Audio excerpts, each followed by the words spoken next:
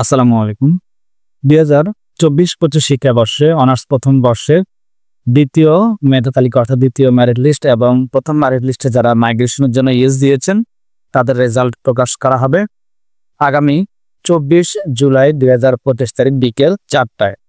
এখানে result check করার নিয়ম হুবহু একই রকম থাকবে। ফার্স্ট মেরিট লিস্টে আপনারা যেভাবে রেজাল্ট চেক করেছেন মোবাইলে SMS পাঠিয়ে বা ওয়েবসাইটে লগ ইন করে বা ওয়েবসাইটে অ্যাডমিশন টেস্ট রেজাল্ট অপশনে গিয়ে ঠিক একইভাবে রেজাল্ট চেক করবেন।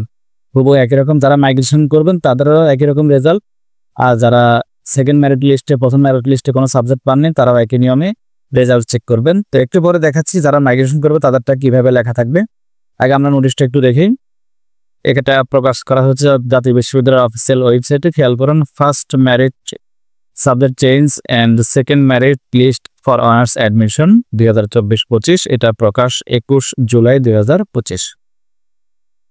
দ্বিতীয় মেধা তালিকায় স্থানপ্রাপ্ত ভর্তি ইচ্ছুক কোনো শিক্ষার্থী ২০২৩-২৪ শিক্ষাবর্ষে কোনো শিক্ষাবর্ষে যদি আগে ভর্তি হয়ে থাকে তাহলে অবশ্যই তাকে ৩১ জুলাই ২০২৫ তারিখের মধ্যে আগের ভর্তিটা বাতিল করতে হবে। বাতিল করে তারপরে আপনি আবেদন করবেন।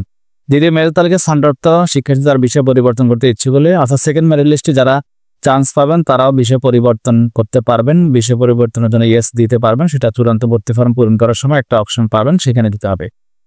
আর যাদের মাইগ্রেশনে কলেজ সাবজেক্ট চেঞ্জ হবে তারা নতুন একটা মাইগ্রেশন ফর্ম প্রিন্ট করতে হবে। এই মাইগ্রেশন ফর্মটা প্রিন্ট করে কলেজে জমা দিতে হবে। তবে নতুন করে ভর্তি হতে হবে না, নতুন করে কোনো ফিও দিতে হবে না।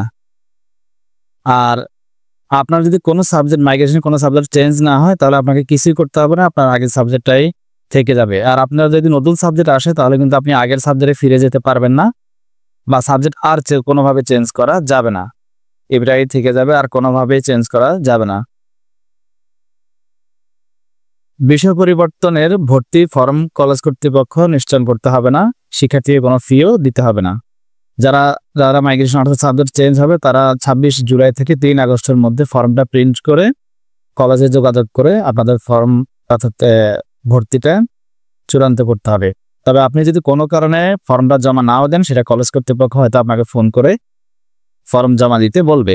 তবে আপনি চেষ্টা করবেন ঝামেলা এড়াতে আপনি নিজেই গিয়ে ফর্মটা জমা দিয়ে দিবেন। আর যারা সেকেন্ড মেরিট লিস্টে নতুন করে সাবজেক্ট পাবে তারাও ২৬ জুলাই থেকে ৩ আগস্টের মধ্যে চূড়ান্ত ভর্তি ফর্মটা ডাউনলোড করে প্রয়োজনীয় কাগজপত্র এবং ভর্তি ফি সহ কলেজে ভর্তি হবে। পাশাপাশি চূড়ান্ত ভর্তি ফর্মটা ডাউনলোড করার সময় ইস দিয়ে রাখতে হবে যদি মাইগ্রেশন করার ইচ্ছে থাকে। আর যদি আপনি প্রথম চয়েস পেয়ে যান তাহলে আর কোনোভাবে মাইগ্রেশন হবে না। এটা ৩ নম্বর কলামে যে ৫৬৫ টাকার কথা বলা হয়েছে এটা আপনাদের দেখার প্রয়োজনে, এটা কলেজের কাজ।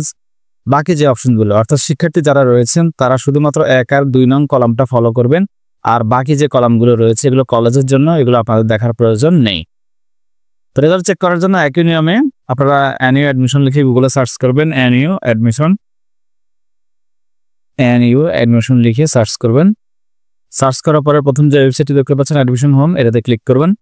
এটাতে ক্লিক করার পরে এখানে দুইভাবে আপনি লগ ইন করতে পারবেন, দুইভাবে অর্থাৎ রেজাল্টটা চেক করতে পারবেন। একটা হচ্ছে যে বাম পাশে অ্যাডমিশন টেস্ট রেজাল্ট, এটাতেও আপনি ক্লিক করতে পারেন, অথবা অ্যাপ্লিকেন্টস লগ ইন, এটাতে আপনি লগ ইন করে চেক করতে পারেন। তবে এখানে আপনি সহজে চেক করতে পারবেন অ্যাডমিশন টেস্ট রেজাল্ট। এখানে আপনি অ্যাপ্লিকেশন আইডি অথবা অ্যাডমিশন টেস্ট রোল যে কোনোটাই আপনি ব্যবহার করতে পারবেন। এখানে লিখে সার্চে ক্লিক করলে আপনার রেজাল্টটা স্ক্রিনে শো করবে। যদি আপনার মাইগ্রেশন হয় তাহলে নতুন সাবজেক্টের অপশন আসবে, আর যদি মাইগ্রেশন না হয় তাহলে আগেরটাই থেকে যাবে। তো ধন্যবাদ, আশা করি পারবেন। না বুঝলে কমেন্ট করবেন। সবাই ভালো থাকবেন। আল্লাহ হাফেজ।